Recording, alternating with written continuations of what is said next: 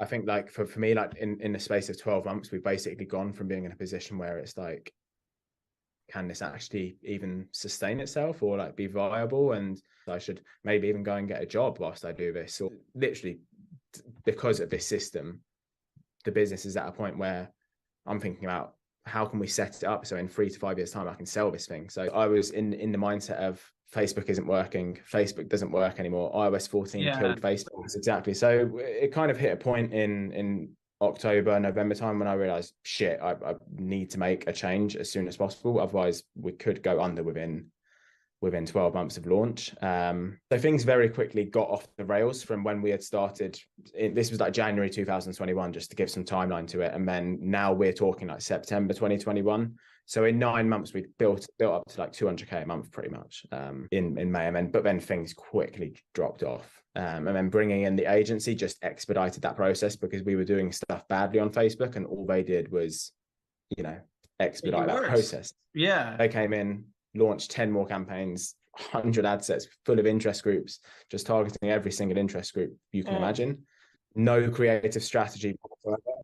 Basically copying and pasting the ads that I already had and just running it towards interest groups, despite being promised, making new ads and stuff. And I charged 7.5K a month for that service. So I decided to cut ties with the agency, stripped everything back, so pulled away from all the advertising channels and just basically reassessed our situation. This is over with, this thing's done, and like maybe I need to do something else, like this business, like I caught it, that's great, maybe I can figure out another business that hopefully will work, but I got all this inventory, X, Y, and Z, that kind of stuff. Yeah, that's what it was. And for me in that situation, I had a decent amount of inventory and I decided, okay, Facebook's not the one. So I decided to move over to TikTok, and I kind of made it work for 3 or 4 months, doing the same stuff, interest-based targeting on TikTok, and we kind of got to a decent level again where the business was making enough money to kind of sustain itself and make it a worthwhile venture. And that kind of brings us into like February, March 2022, where we decided, all right, TikTok's doing well. Let's give this Facebook thing another crack. And at that point came back in and tried to copy what was doing well on TikTok, which was multiple campaigns, dozens of interest groups, and not very many ads and not much creative strategy at all. So in essence, doing what we were doing when things went really badly in September, but naivety and all, and it just didn't work. Then I kind of it must have been like a stroke of, it must have just been pure luck, but I think you had like 300, it wasn't even, I think it was under 100 subscribers at that point, your main one, your Charley T. And I came across it and started consuming the content, and I really, really liked your methodology. Less stress, more success. Yeah, exactly. Hopefully not more stress. I mean, maybe at this point a little bit, but I kind of got a glimpse into what you were doing. I had to kind of piece it together for myself, obviously, because it's just the YouTube and your whole one campaign, 322 DCTs. And I said to myself, okay, things are going very badly right now, doing this complex system. Let's sit down, look at the numbers, and then come back with something that's an acceptable CPA for us on Facebook, and then try and install this method. And within like the first few DCTs, I kind of came across a few bangers. And obviously from the call the other day, you saw inside of the ad account, April 2022 is one of the ads, one of the longest serving ads has been running to this day. It's still running, that first one. Over a year. 18 months in, yeah. That's amazing. But that, just seeing that happen, it just blew my mind. Like, obviously where I was like, audience targeting is everything. That was my previous mindset. I was like, no interests, no party sort of thing. But seeing that running abroad, getting a considerable amount of conversions within its first few days really of running and just tearing away with spend, it kind of gave me instant belief in obviously you as a person and your teaching. I suppose for anyone it would. Sure.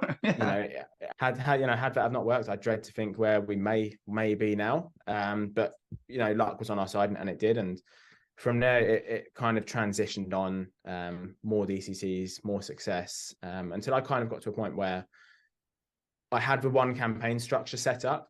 You know, I had my 322, had my DC, you know, my 2 DCTs, you know, I had my my sticky note with the 2 DCTs and my one improving. Like one of these. That's it. I pieced that together from the YouTube. Nice. But we kind of hit a point where the proving ground was just going away with spend, and nothing I could produce could deliver results. And this is now like June 2022, where, you know, naturally you start to see stuff drop off. Yeah. You know, that 6-week period that you talk about, which we've hopefully, as you said in your email this morning, just got out the back of, because we could really do with it right now.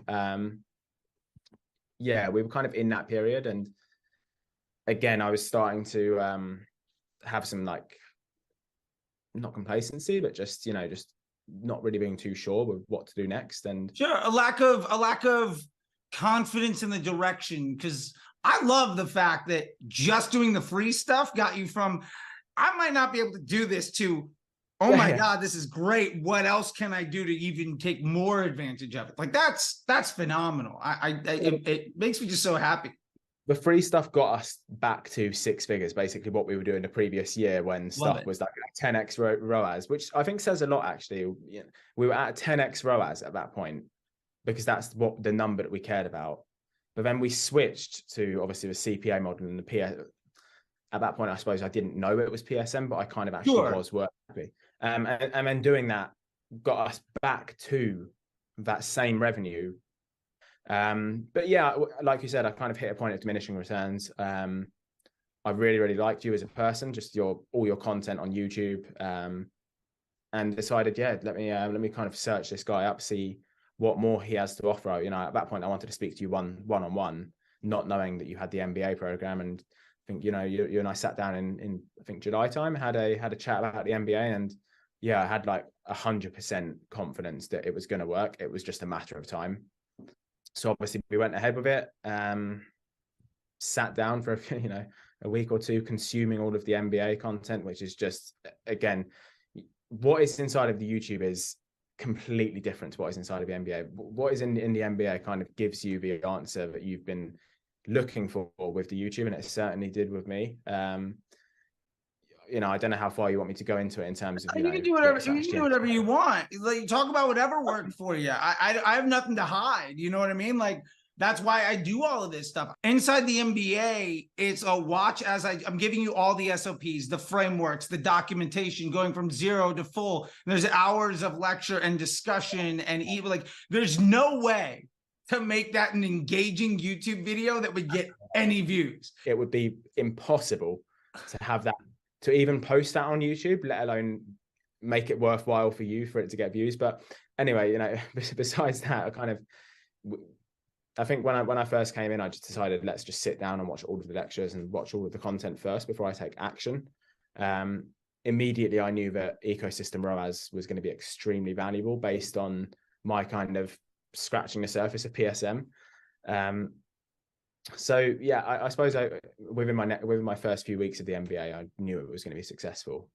Like I said, it's just a matter of time. And once I kind of had the systems, the processes, you know, ecosystem ROAS, Scrum Doc, all that type of stuff implemented, that's when we were kind of just like ready to kind of, okay, let's just take this thing and just take it to the next level, because we had confidence in what we were doing at that point. I've got to say as well, you know, Golden Bear was definitely another moment. It was Golden Bear was like the moment that I had when I discovered 322. Gotcha. That just like, oh my God, like you just leveled up. Yeah, it was exactly that. You know, with 322, I was like, so I've been doing post IDs when I could have just done this and let Facebook find the winner for me. Yeah. And wasting money that way. But then Golden Bear was like, I've been running DCTs without even, you know, verifying that the assets inside of it are at all useful for Facebook's business. Yeah, like you're still kind of hoping to get lucky on your decisions with DCTs building from scratch. And now Golden Bear just like, oh, I can try 1,000 ideas. Oh, these 5 work? Great. I'll just go make money. Like, that's it. I find it to be like a little bit humorous almost when looking back at like how hard I worked Yeah. building all of this stuff before I had it all developed and figured it all out. Just like, and I see people all the time and just like how hard they're working on things to try to replicate getting lucky. And like we had the lecture like last week, it's not about getting lucky. It's not about finding the one ad that's going to help you spend $1 million. It's about building the system that manufactures the ads that can spend $1 million over and over and over again. And like that DCT and Control Ground, the one campaign is the factory that does it. And then when you get Golden Bear, your hit rate is just like, it makes me feel so happy to see all the confidence that people get out of it and the smile when you're talking about it. It's just like, oh my God, like it's great. Because you can see it's worked. Like it just makes so much sense to run Golden Bear. And obviously, you know, without being in the MBA program, I would have never known about it. So yeah, there's that. But being able to run stuff for so cheap, and then, you know, verifying, okay, how many clicks does it get? What's the estimated action rate? If you'd asked me the year, you know, even a few months before I joined the MBA program, what estimated action rate is, I would have said, what the fuck is that? And I would, at that point, I would do 100K into Facebook ads, and to not know what estimated action rate, to me just seems just so stupid. Because yeah, I think it's quite easy to chase your tail without having Golden Bear in place, because at least when you have Golden Bear, at least you've got some type of structure as to what you're testing. Whereas I've actually seen like a few people taking your 3-2-2 method, but they're teaching it in a horrible way. Like obviously you can block this out, but I was watching a few Nick Ferrio videos. Okay, sure. Yeah, and I won't block it. Like I see it too. I like this last week, I saw like it posted in 5 different places, and I saw some like other really well-regarded folks that know me that have blocked me after personal conversations. Like, I don't even know who that is. This is a crazy idea. See how it works. Like, so 100%. Like, you know, I think people are trying because they didn't go through the MBA, so they don't fully understand it. They're not even in disruptor schools, so they haven't had that hands-on approach. And so they're like, well, I've seen the videos. This is how it's working for me. And it's like, okay, it's better, but it's not quite where close to what they could be seeing. You're still missing the other, you know, the yin to the yang. Yeah. It just doesn't work without, one doesn't work without the other. But yeah, anyway, in his videos, he's just like saying, okay, we're going to launch X amount of DCCs per week. And it's just, but again, I was just thinking, but you're still guessing. Yeah, I see so many people that still, and I still see it to this day, people are like, well, the path is just like, all right, new ads do better than old ones. Okay. And new pockets of audiences like are bringing me new customers. So what I need to do is launch as many ads as possible to reach as many pockets of customers to try to get as many wins as I can. And like, they're not realizing that, like, so you're building your entire business off of things that last for 3 days, 5 days, 7 days in a way that makes everything that happens after the click almost impossible to improve. When you say it out loud, I can't find anybody that defends the idea of like, the way to have consistency and projectable results to reliably predict outcomes and scale your business is to make the front end completely unstable and unpredictable. Yeah, like, it's stupid. Why would you not want that?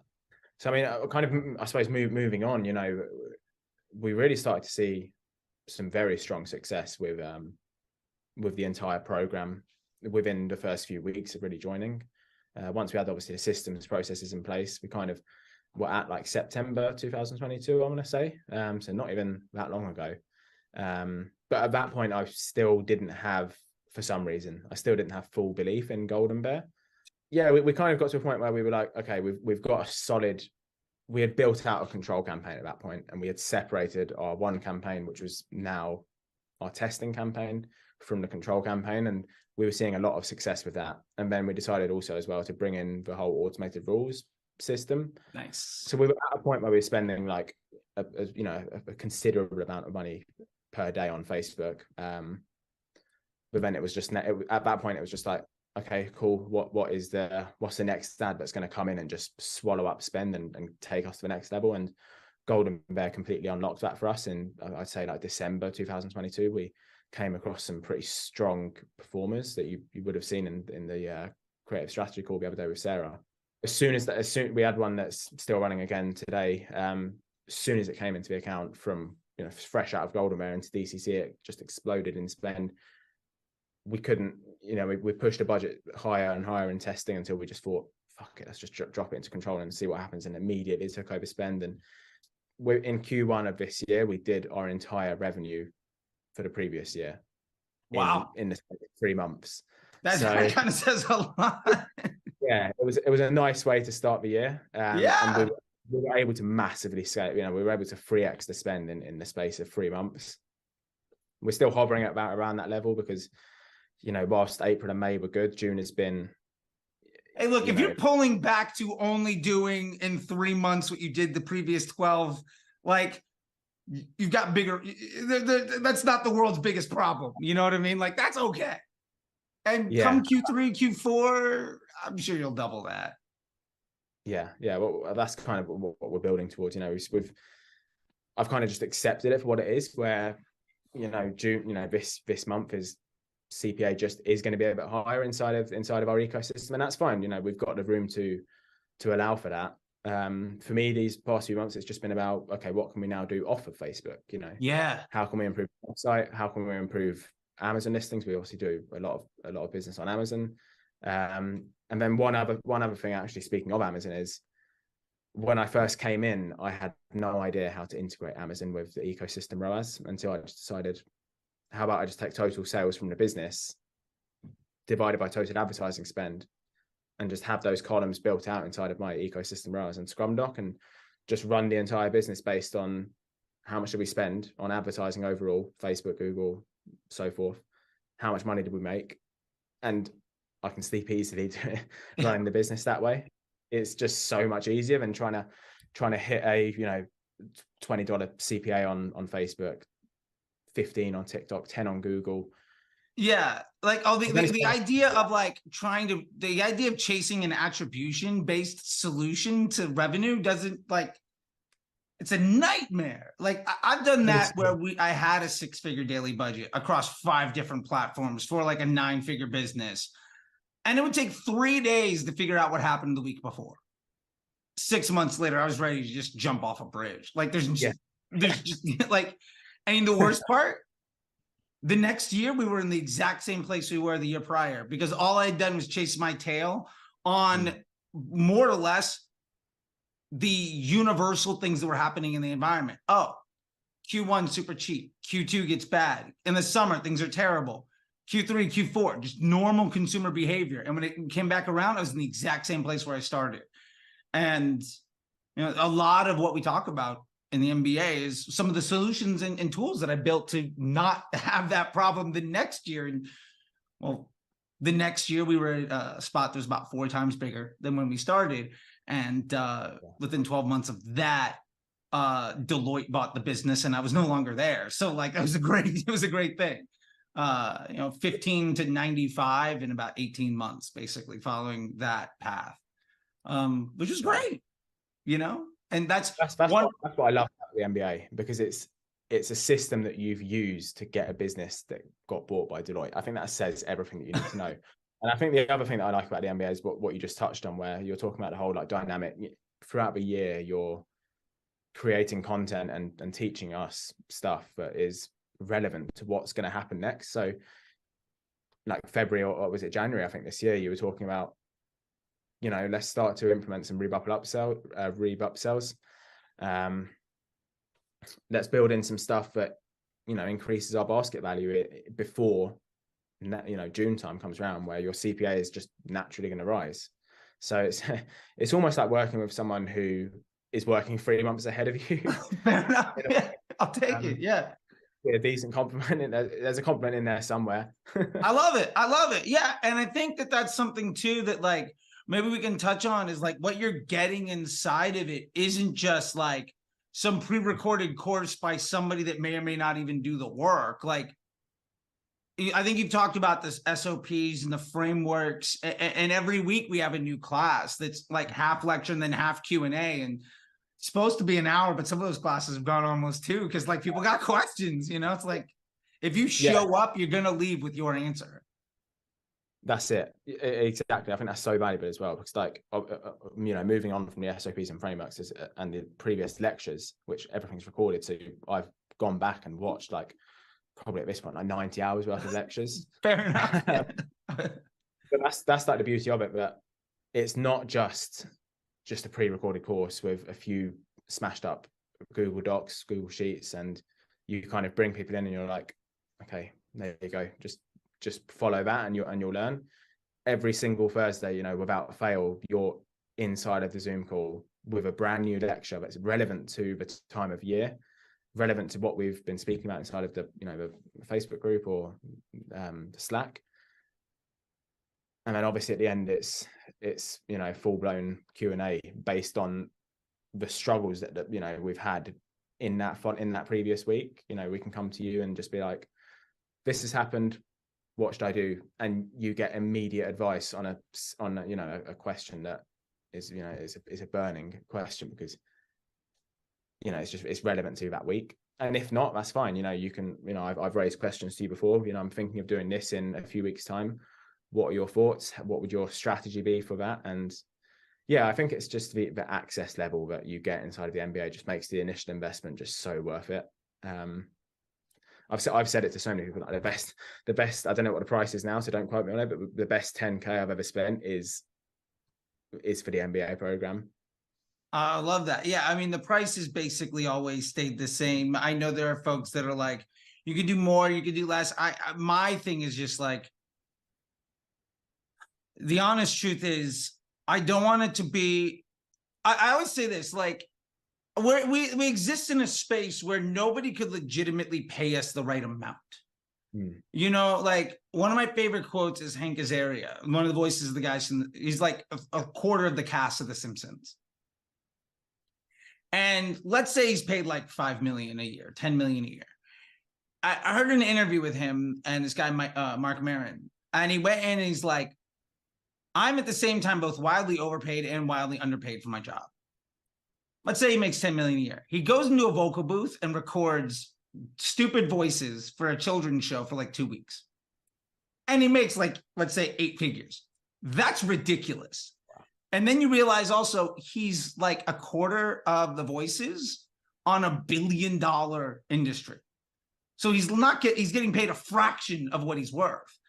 And my point to that is, like, I think any media buyer, whether you're a brand owner or whatever, but the concept of the media buying, of the running the ads, like, you could pay somebody $100, you could pay somebody 100,000. There's no way that, like, their value is how the operator uses it. And so for me, like, the business model around the MBA program and that entry point around that number is always been, how do we make it accessible enough that, like, anybody could get into it, right? Like, anybody can make this work.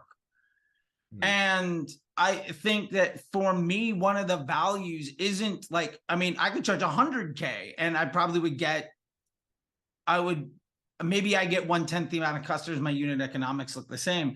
But one of the things that I value the most about the MBA and I love is on the weekly calls and inside the community, every new person is bringing in new knowledge and new problems. And like, on those calls, I get messages from so many people that are like, the question somebody that they didn't know asked that they weren't even thinking about was the fix to the problem they weren't even aware of until like 2 weeks later.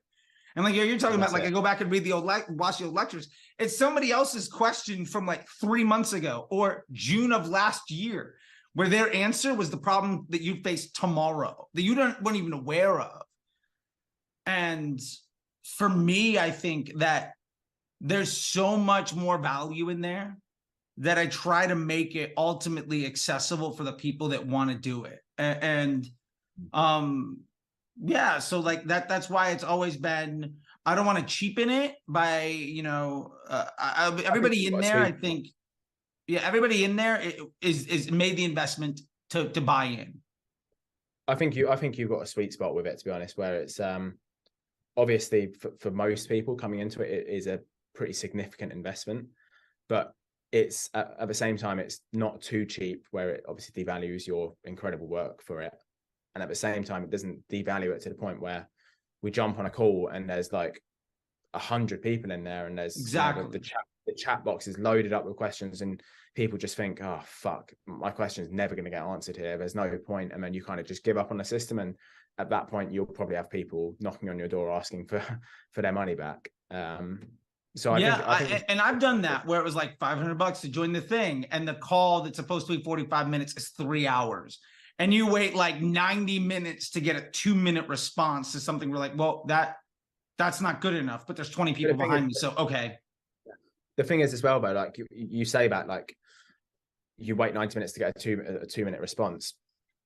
The point you've got it at now is like, I've asked you questions and we've had a full-on half an hour, full-blown discussion, and you have other people chiming in, and it just goes on and on and on, but it's not going on for the sake of going on. There's just value upon value upon value inside of it. Yeah. And I've always said, like, if the program triples in size or grows by 10x, my fix won't be to bring on a success consultant. I'll just add another call. Like, the amount of time it would take for me to satisfy 5 times more students in those calls. Like, oh, okay, well, we'll just do another lecture. Maybe we'll do one that's set up for the Europeans, and we'll do another one that's later in the day so the Australians and Americans can hop in, and like, it's fine. Like, there's so much more opportunity there. So like, the bandwidth isn't like, I hate seeing things, and I hear stories about it all the time. And so many people come into the MBA that have gone through other premium Slack groups or training things with other like coaches and gurus where that person never shows up.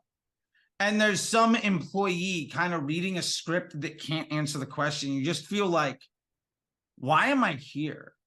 You know, like, how many times have you gone to an ad agency and like the person that's like the star is on the sales call and you never see them again? Yeah, don't say that, because the agency that I spoke of earlier in the call, that is exactly what happened.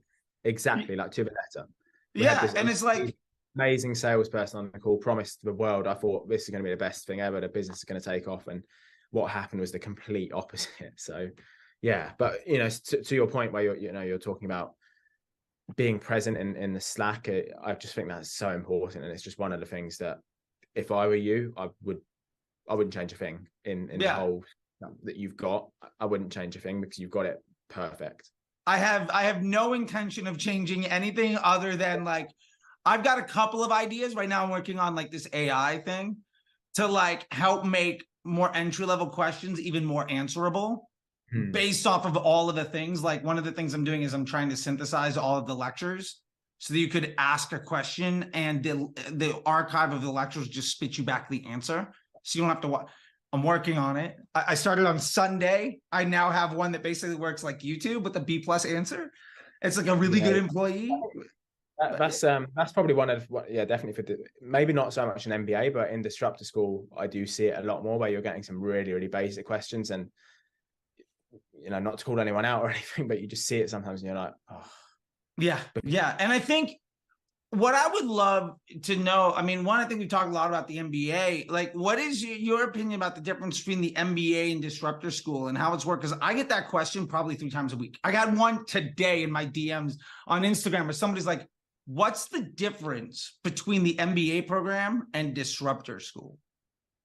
Yeah. Okay. So I came, probably now you've got it at a different point where people come into Disruptor and then they go up into MBA, but I came in the complete opposite way, where like I came into the MBA and literally I think I joined Disruptor School like 2 months ago or something like that. And I came in August 2022. So it took me like 10 months really to join. And I think it's just like, it's tough because like with MBA, you've obviously got basically everything in one place. And then you've also got the Facebook group, but at points in the MBA, and don't get me wrong, you've also got the weekly call, but I felt like maybe there wasn't as much of like a live community where you can just like pop a message into like a group chat or something and just have a chat with people, and at the same time like see people's questions and that. And then at the same time, I knew from speaking to other MBA people, there's the Disruptor School where that exists and you can speak to people, but at the same time, it's not just so narrowed in on Facebook and the whole 322, the whole process that you teach. Disruptor School kind of just, for me anyway, it takes a step back and looks at other problems, you know. there's just so much stuff that I could talk about, but yeah, it just, I think MBA is like it's more of like a narrow lens, whereas with Disruptor School is like a 360-degree full panoramic view where, okay, yeah, it could be slightly overwhelming to some people, but you know, at the same time, nothing in the Disruptor School seems to go way too specific where it just becomes, this is too much. And I think that's just what the MBA program does well. It goes, what's your saying for it? A mile wide? Yeah, so I think of the Disruptor School as an inch deep, mile wide. It's all the connective tissue. It's got answers to everything that you need. The MBA program is, how do I become like one of the best in the world at this one very specific. If I want to run Facebook ads and I want to do it in a way where I'll never have to pay anybody else to ever do it again, and it requires an extremely small amount of time of my week, and my bank account is going to explode as a result. That's the MBA. Once I have that, or maybe I already have a business that's working, the Disruptor School is great for everybody that's got a successful business, but needs to figure out all the other pieces. Like there's, you know, and that's really the idea is, I think there's a lot of folks that'll promise you the moon and you can get going. I'm not a teach you how to crawl, right? Like Disruptor School is get you from like walk to run. And the MBA program will make you like an Olympic level runner, right? But you're not going to learn how to do any other things. I think that's what makes it so valuable, though, because, you know, we've all been in them groups where it's just like, it's literally crawling pace and you just get the same questions regurgitating and it's just the same old answers. And you just think at some point, you just think, fuck this, I'll just save myself the money each month and I'll just leave. Whereas in the Disruptor School, yeah, I think it's a fine line between getting people in who, you know, are still at that pace, and, you know, nothing against them. You know, we all start somewhere. Yeah. But when you're investing a considerable amount of money each month into something, you perhaps don't want to be at a point where you're seeing like complete beginner questions. You want to know that people are on the same bandwidth as you. And I think that's what the Disruptor School does well, because, you know, I just know for a fact there's people in there that know so much about their field, and like you say, it really is a mile wide. I think that's probably the best way to answer that question, in all honesty. Like when Sarah comes in and does the classes, right? Or Raul's masterclass on the Google Ads stuff, and all the other instructors. I'm working on being more and more of them available. I think the ability to kind of tap into that excellence to round out everything is what it's all about. Yeah, no, exactly that. And that's like something that we've not even spoken about.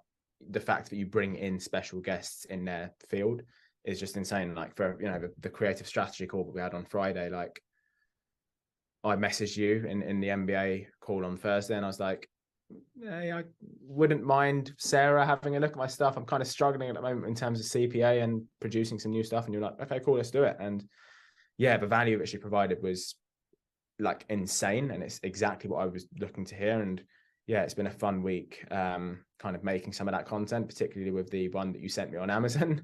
We've been doing all sorts of stuff to that thing, chucking it around, pouring water over it, everything. So yeah, I just think it's just a full, it's just like a universe really for Facebook ads, and just knowing you've got support, it just makes life so much easier, because every single day there's a new challenge that arises with it. You're talking about something here that I think is most important to me, is that like I remember being in that place like 7-8 years ago where I knew that nobody else in the room understood what I was doing, and I couldn't ask for help from anybody that understood what I was doing. And at the time, like I could go to Facebook groups and I could try things out, but like their answer doesn't fit my business. Like their answer doesn't fit my measurement or my testing. So now most of the answers you get are either from people that are trying to sell you something or that have nothing to do with what you're doing. So the insights you get are almost like there's no actionability on the advice you get. And so it becomes, I think that's where the MBA program is just, for me, just like so beautiful, because everyone is following the same nomenclature. We're all following the same system, So if I've got a question on one particular thing about that system, there's 10 other people already who have the answer to it because they were there 3 months ago or 6 months ago or whatever. And that's what makes it just so different to, just like you say, just a normal Facebook group. Yeah. And I think that's ultimately sort of the idea, is like, the secret sauce is what I'm really doing is, I mean, I'm there to help. But if I can level up everybody so that the connections you make with other people allow you to satisfy all of the other things, because at the end of the day, like, you've been in it long enough, like, Facebook isn't, you're not like uncovering brand new things. You're not like, oh my God, this is the new button that I need to hit. Like, so like, it's all of the other stuff. And I mean, I've seen you engage with other people too, where like you're asking questions, people are engaging, and vice versa. And that community. And I feel like there's so much missing from what people want inside of mastermind groups or like meetups. And like, it's so singular and myopic. And the idea that it's, nobody's trying to sell anything. Everybody's speaking about the same documentation. Everybody's business is different too. Like, your business is completely different than somebody else's, but because Facebook is software, it works the same for everyone. Like, there's no reason that you can't share information and understand what's happening. And I like I said, I think the secret power of it is just how many great people are in, and every new person that joins makes it better. And ultimately, what I talk about all the time is investing in assets that appreciate in value. And the fact that like it's effectively, you've already made the payments, you've already done the thing. That's the lifetime access. Like, you're already in, and just every week there's more value that you can come back and tap that well over and over and over again. I think that like that's the whole idea. Yeah, exactly. I think for me anyway, my closing point on it would probably be just having that community there, because where I was anyway, and I'm sure you've probably got people trying to apply for the MBA now. You've probably got a lot of young guys that started their business, seen some success, and they've got themselves to a certain level, but then as businesses, they've hit a point where they're struggling, and they've just got their like girlfriend or their friends who have like a normal job. They have no idea how it actually all works. And I was just like looking around and thinking, nobody actually knows what I'm doing at the moment. And I also at the same time have nobody that I can actually go to and ask a question that I've got, or even just have a chat. Like it, yeah, I actually look forward to having the MBA calls like on a Thursday, because I've worked all week in the office, and it's just a nice time to just sit back a little bit, unwind, listen to something that's completely new and I would have otherwise not thought about, hear some other questions, ask a few questions that I've got, and just the whole community of it is just what makes it so valuable for me. Yeah, like what I'm hearing and I love, and we'll definitely close it on this, is just like, this path can be so isolating. You can feel so alone, even in a room. Like I've worked in an office of 100 people, and literally there's 2 people I could ever talk about. And they were basically my bosses or the person that was like my employee. And I can't go to my boss and ask for help because like they're busy with other stuff. And I'm directing stuff, and I sure can't go to my employee and be like, and like, hey, what are we gonna do? I mean, I tried to, but like the fact that there's just, you don't have to feel alone. And any question that you have, there is a resource to get an answer that applies to your problem that has been proven to work for other people. Like that to me feels invaluable. That's it. Go on to Slack, type in the keyword, bang. There's a 30-minute video that you've done on it. And I think I probably had it easier than you. You know, like you said, you had a boss and an employee who kind of leaves you in between a rock and a hard place.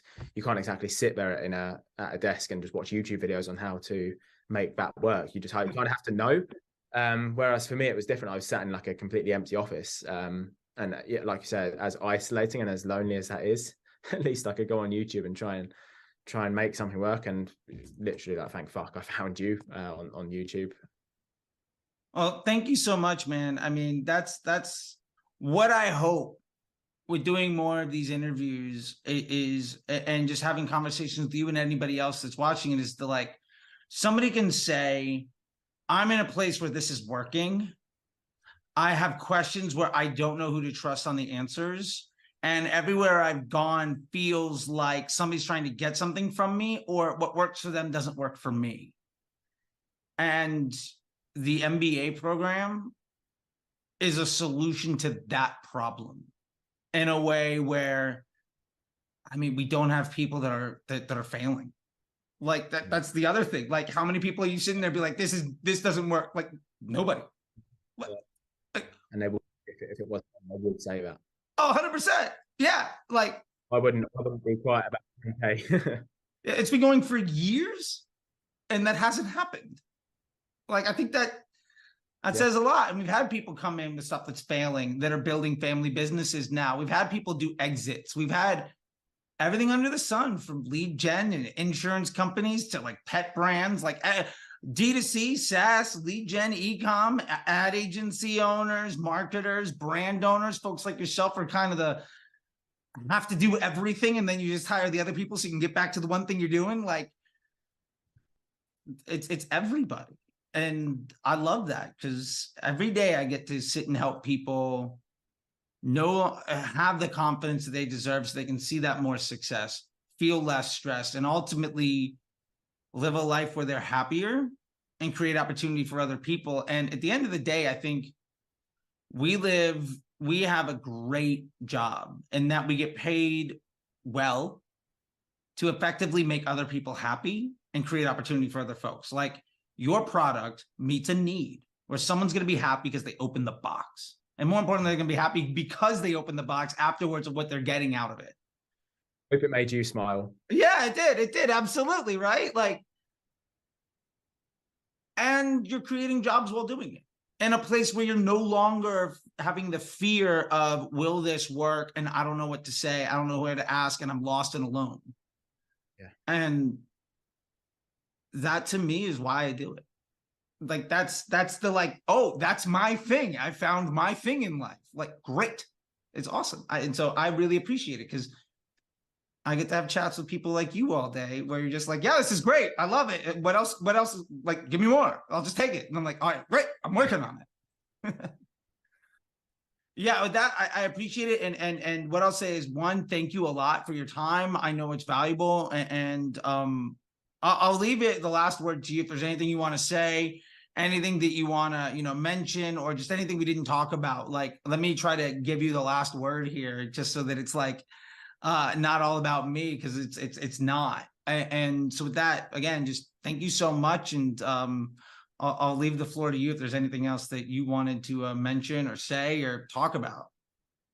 I think, like, for me, like, in the space of 12 months, we've basically gone from being in a position where it's like, can this actually even sustain itself, or like be viable? And perhaps I should do this, perhaps I should start an agency, or perhaps I should maybe even go and get a job whilst I do this, or should I do that? And now we're at a point where, literally, because of this system, the business is at a point where I'm thinking about, how can we set it up so in 3 to 5 years time I can sell this thing? So I've gone from a position of being like, okay, what am I going to do next month, to I'm going to do this for the next 5 years, and then we're going to be in a position to, move on to the next thing. So having the confidence to think that far ahead makes me sleep easily at night and actually enjoy what I do every day. So yeah, I think that's probably the perfect way to wrap it up, really. I love it. I love it, man. Well, thank you so much, dude. I'll talk to you later, dude. I appreciate it. I know it's getting late in the evening for you, so I'll let you enjoy yourself, and you take care, man. I'll see you tomorrow in the NBA. Thursday, isn't it? That's right. I'll see you then. Bye, buddy. Tomorrow. Enjoyed it. Thank you. Thank you.